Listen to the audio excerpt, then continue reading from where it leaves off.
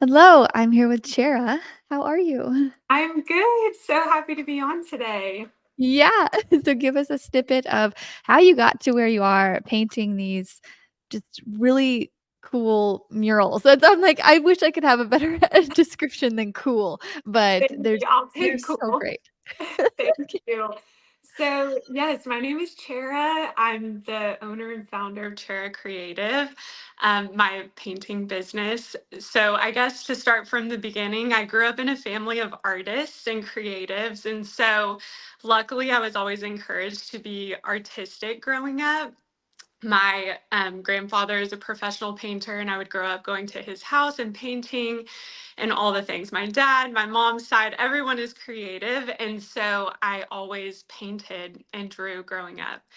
I did art classes throughout school and then went to Abilene Christian University for college, where I majored in graphic design. Um, because they still did painting classes in that degree, and I wanted to learn like digital art as well. So after college, I got a job in Dallas as an art director at Mary Kay, all while doing Chera Creative on the side as a side hustle for 5.5 years. Oh, wow.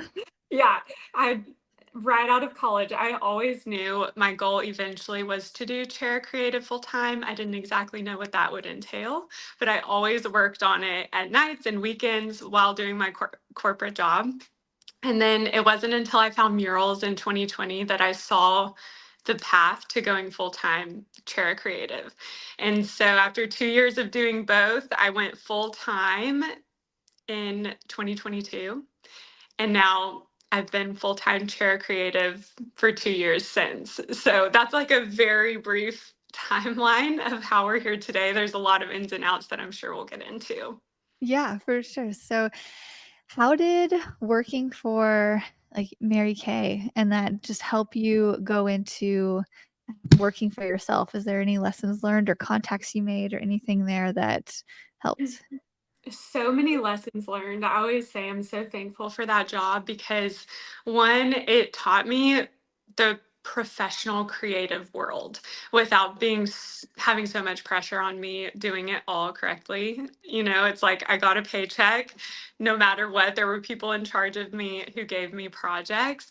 And I also just refined my creative eye through that because I had great leaders and mentors who would take my work and critique it, and I would be able to see like, okay, what works, what doesn't work in a creative industry. So I absolutely loved that job. I still love everyone who worked there, still works there. Whenever I put in my 2 weeks, everyone was just so happy for me. They were, Good. yeah, they were, because they were along for the journey. Whenever I first started at Mary Kay, I probably had 1,000 followers on my art Instagram. So they always knew like I kind of did both. And then it got to a point where I could do it full time. So they were just so supportive. Love it. Oh, because you don't hear that all that often, and, people usually don't want you to leave your job, and they're like, "Go spread your wings." Yeah, exactly. When I put in my 2 weeks, my boss was like, I'm so proud of you. That's awesome. You're going to kill it. So it's awesome. That's awesome. Okay. So, how did you get jobs in the beginning, and how are you getting jobs now? So, whenever, I guess technically to backtrack, my first mural I painted in college for my hometown, Merkel, Texas, which is a small town in West Texas. And I loved it, but like didn't consider it a mural or even something I could do full time. So, fast forward 5 years later in 2020, I visited Nashville with my sister and saw all the murals they had there. And I was like, oh, I forgot like mural painting is another form of painting. I kind of want to try that again. So when I got back to Dallas, I reached out to my friend who was opening a restaurant in Dallas. And I was just like, any chance you need a mural for your restaurant? And she did. And thankfully trusted me enough to paint it as like my first professional mural. And ever since then, I like that one mural turned into another mural, which turned into another, and then they consistently started coming in. But I think my biggest tip and like method of that growing was just posting my work to Instagram and kind of putting out there, hey, I'm doing murals now. So if you need one, let me know. Yeah, I would like you to give me money to paint, thank you. Like, Exactly. yeah. Thank you so much. But Yeah. I would say like 2020, I painted about 3 to 4 murals. So it was kind of a slow growth. I was still trying to test the waters and see if I could do this full time. And once that fourth mural hit, I was like, oh wow, I absolutely love this. I can do it full time. And I went all in 2021. I think I painted like 20 murals outside of my full time job, which was a little crazy, but it got me to the point where I was able to go full time. So Awesome. Did you do canvases too, or mostly just murals? mostly just murals at that point. Up until that point, I had been doing canvas work and doing prints and all of that, which I still really enjoyed. But there was something different about murals that I enjoyed even more. I think eventually I'll work canvas work back into my business, but right now murals are just booming. So I'm focusing on that. They are booming. It is a booming Seriously. time for murals. It is. Everyone wants like a social worthy interactive mural for their business or home or whatever. It's Yeah. great. It's great So when for us. somebody so when somebody approaches you and they want a mural, say it's something, outside of your scope of what you usually do you take on the job anyway, or do you just stick to what because you have a really cool style. I'm like, how are you doing all Thank this you. stuff? Thank you. I it's kind of been a slow growth into that. I would say my first year or two, I just took any mural that came my way. And if the style they wanted wasn't necessarily my style, I would kind of design it in a way that it worked for them, but also worked for me. Um, but now mural leads come in very regularly, thankfully. And so I can be a little bit more particular with what projects I take on. Um, and that, I mean, I still do some projects that I don't post to my Instagram. That's like kind of a little fun fact. Not a lot, because I've gotten a lot better at not taking on projects that aren't good for my business. But there's a few that I'm like, I don't think I want to paint another one of these. So I don't post it. It's like you kind of Okay, want yeah. to post things that you want to paint again, if that makes sense. That's so true. So, what is your thing? So, I always ask guests, like, what is your special sauce that you think is, catapulted you maybe above others, or just have been able to, you know, has been an ingredient, a specific, like, main ingredient into your Yes. success? This probably isn't going to be the most unique answer, but it's what I tell everyone when they ask is posting your work to Instagram and especially Reels. When I first discovered Reels, I remember exactly which mural it was. I did one transition, where it just like went from the beginning to the end and it like blew up. And I, started to get followers and engagement in a community. And I was like, wait a second, this is actually really good. And so since then, I've consistently posted 1 to 2 to 3 reels per mural. And that has truly grown my brand, social media, connections, community, everything just through posting it, which can be pretty vulnerable at first, especially if you're just starting out wanting to pursue the art industry. Putting your artwork out there is very vulnerable, especially if it's just your friends and family following you. Like I've been there. If you scroll to the very bottom of my Instagram, I still have my college art projects on my Instagram because, well, actually, fun fact, my sister, I'm going on a little tangent here. Yeah. My sister started my art Instagram for me in college. She believed in me so much. She was like, you need to post your artwork. I'm starting you an Instagram just for your art. And it was originally Chera Art was the handle. And that has evolved into Chera Creative today. But if you scroll down to my first few posts, the top likes are all my family. There's probably like 20 likes. And that's okay. Like you just have to start putting it out there and see where your artwork grows, because it will if you just are consistent about it. Okay, yeah, let's get into reels and, like, what makes a good reel and whatnot, but first I just wanna comment on you seem like you have a really good support system behind you, and I think that is so great, like, with your family. Yeah, Has all of your family been like, "Yeah, go do art," or just your sister? always.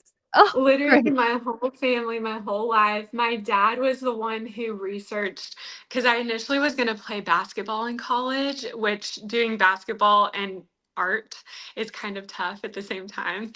But then I decided not to play basketball to pursue art, which is kind of one of those life decisions I'm so grateful for. But my dad was the one who was like, maybe you should do graphic design because you could still paint and learn a new skill. And so, yeah, my whole family has always been supportive, bought me all the paintbrushes and paint and things to encourage me to do that. And then now I have a husband who is just as supportive. And he actually was the one who was like, whenever I actually quit my corporate job 2 months before our wedding, which was just like a crazy time. But he was like fully supportive, fully believed in me. And yeah, so between him and my family, I have a really great support system. That's so great.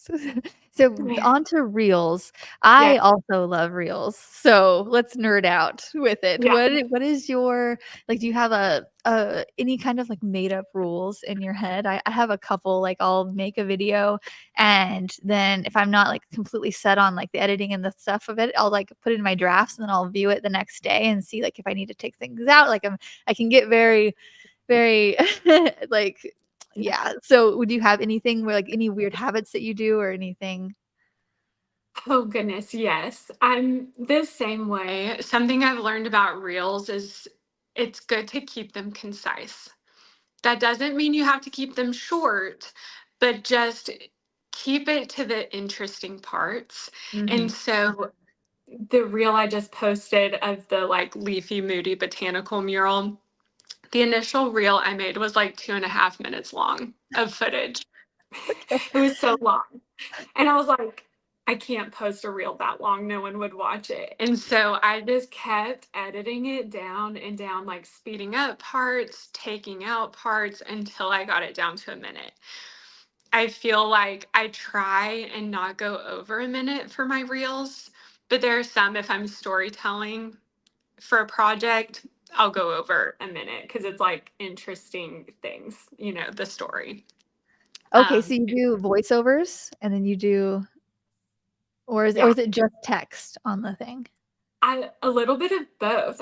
Okay. This year, I've started experimenting with voiceovers, and especially the project I did, I painted a mural on two wind turbines.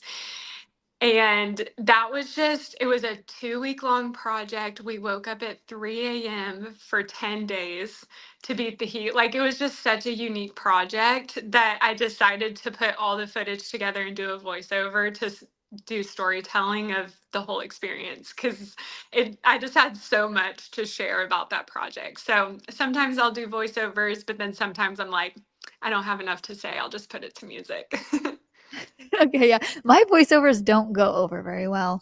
So, I'm like, "Man," do you what are your thoughts on having, captions or something to read on the video? Do you do that often? I haven't looked through all of your videos. I have started to do it more. I would say, well, I guess when I first started Reels, I would do captions almost every time. Then I went through a phase of not, and I'm kind of back to adding some text on top. Like I just added 20 hours of painting in 60 seconds. And that just Ooh. is kind of the hook for people to be like, whoa, 20 hours and 60 seconds, like I have to watch. And yeah, so I've started to do it, but sometimes it takes away from the video or it's not needed and I just leave it. Okay, that's a really good hook, actually, because I've seen that on other people's, and it does hook me in, especially when they're like 50 hours of painting. I'm like, "What? Why? What? How you have patience? Oh my gosh." Okay, Yes. that's a good hook. What's some other good hooks that you've used, or ways to get people in on your I re also think music is so important. okay, like trending audio or just that it fits or what? A little bit of both. I almost always use trending audio, um, because it just helps with views and engagement. But then also, I'll go days looking through music to find the right music to fit the video. If it's like such a fun, punchy video, but your music is dragging, it's like, oh, it's such a loss. Like, oh, you were so close. And so I will do trending music, but then also sometimes I'll do reels where it's more important to pick the right music for the reel than trending music, I guess. So it kind of just depends, but um yeah, I try and make sure the music fits the video. Okay, yeah, my favorite is when I can hit like a beat drop or a Yeah. beat change between Yes. things. I'm like, "Oh, okay, great." Yes, that's the other thing. Like I'll edit it first in CapCut. That's like my favorite editing tool. And then I'll pull it in, find music, and I'm like, oh, that beat actually goes perfect. Then I'll edit it further to hit the beats. You Yes. know, so it's just kind of like a back and forth of seeing what you could do to make the most engaging reel. Okay, great. So, one thing that I come across is when people say they're like, "Oh, I don't like to film myself. I forget or whatever." And sometimes I don't like to and I forget as well.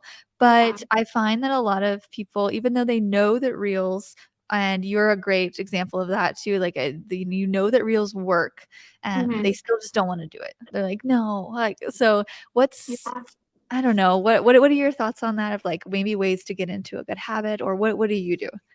Oh man, I've I've almost just made it part of my routine, and I Okay. know it's not enjoyable. Like content creation and being a creative, they don't always go hand in hand, but if you want your business to grow, it's kind of just a nice tool that we have that we can take advantage of. So sometimes I will find a trend or a video that I want to do where I go into a project with a plan, and that helps because it's like, okay, I know I need to capture the beginning of the project and then the same thing at the end for a transition. And then you don't have to like capture the entire process if you don't want to. You could just do a before and after. That's really easy. But then sometimes I don't have a plan, so I literally record everything. And it is a hassle. I always say, like, I could probably shave off a day of painting if I didn't have to record it. But like those recordings and that content is what gets me more jobs and more leads. Like it's truly money, like profitable money just recording those videos by getting new projects. So it's just part of the business now. And I just keep my phone on a tripod and just move it from place to place. Yeah, okay. Yeah, so I think it's good to people hearing that from you too, because I feel like I preach it all the time in the academy. I'm like, "You are losing money if you Yeah. do not record yourself." And so, yeah, I'm Yes. good. Yeah, it's truly like black and white. That is so true. And I've said this example before, but there was a project where I had just finished. I was exhausted because, as you know, like mural painting, it's hard work. It's so fun, but also like very hard work. And I had finally finished, but I forgot that I had done like a snapping transition and I had gotten all the befores and I needed to get the afters. And I was just so ready to be like done. I was like, okay, let me just capture these. It took probably 1 minute to capture those afters. And that video got 5 million views. And I gained like 30,000 followers just from taking 1 minute out of my day to capture that. So it genuinely pays off, even if you don't feel like it at the time. Just do it. Just do it. Yeah, even if you don't feel like, because there's a lot of times I don't feel like it either, and I'm like, "Okay, hold on, I gotta do this real," and because you're tired at the end of the day, so Especially that last day. There's a few murals I've posted recently where I'm not in the last day footage because I looked terrible. I was exhausted. I was like, okay, we're just capturing what it looks like in the end, and that'll be good. yeah, or I'm like, "I'm just gonna get the camera far away," and, like like, I'm just stand on the Exactly. opposite side. Do you find that there's a certain style that works best for you? So I feel like and I don't know why I don't do these more. Actually, just kidding. I know I know why. So in the beginning, I forget to take a video of the clean white wall, and then so at the end, I'm like, "Oh man, I should have done a transition video." Yeah. And I feel like Oh, those are the easiest, first off, easiest ones. They grab the thanks. most attention because they get people's attention really easily, and it's just an easy one to Yes. do. It's if you remember. So, I guess I'm just making a Yes. mental note to myself to remember on the next one, Yeah. getting in the habit. But is there a specific style of video that you tend to go towards, like, than others? I alternate, honestly, depending on the mural and depending on, like you said, if I forget. Like, if I forget to capture it before, which I normally don't, like, I'll at least get a pan of it, but I almost have to plan if I'm going to do it before and after because I have to, like, see where I set my tripod, tape it off so that I can put it back in the exact same spot at the end. Um, but I rotate types of reels. I'll do before and after transitions. I'll do time lapses like the most recent one I did. And then I'll also do some where I'll just show close ups of brushstrokes. That one's a pretty easy one if you do forget to do a before and you don't take a lot of time lapses, just get close ups of like 10 brushstrokes because one, it's satisfying. It's like the viewer is like, oh, that's like such a clean line. And look at the paint. That's wonderful. And so you do 10 close up brushstrokes and then zoom out for the final mural. Like that's an easy one. So it honestly just depends on what I capture. And sometimes I'll just capture a ton of footage and figure it out afterwards. Yeah, for sure. Do you find that you being in the video is helpful for views or, like Yes, I I mean I have it honestly I'm sorry, I'm thinking through this now. I was you're gonna good, say you're good. yes because it helps like the viewer have a personal connection with the artwork and they see like, oh, a person painted that and like they kind of can personalize it. But I've had murals or reels like the close up brushstroke where I wasn't in it at all and they did great too. So I don't think there's like a big rule on that. It's more so just it being engaging and entertaining from the get go and like capturing viewers within the first 3 seconds, honestly. Okay, I gotcha. Okay, so what's something to do within the first 3 seconds? And then, like, so I guess something putting a hook on there. Um Yeah, putting a hook, um, showing like something really satisfying, like the brushstroke or pouring paint out Mm, or like showing your artwork from the very beginning where it's like this is what it's going to end up being and then you start over showing the process of how you got there. okay. So So I really like making videos, not every day all the time, but I really like the creation part of it, the editing and just making it it's like we're making mini movies. It's like another yeah, painting. Do you think the same way, or is it like a task? I think the same way. I Okay. love it.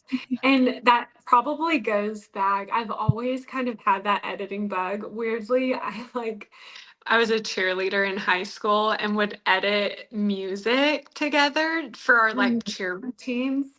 And so like I've always been in those programs editing clips together. And I've done like video editing and just all sorts of editing. So it thankfully it comes naturally.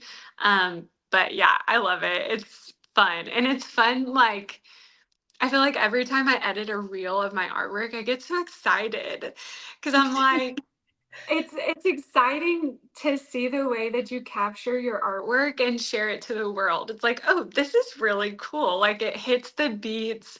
It's, like, showing the artwork, and yeah, I just love it. Okay, yeah, I think the same way. I just like to talk to Good. somebody else who likes it because most people I talk to, they're like, "I don't wanna do it."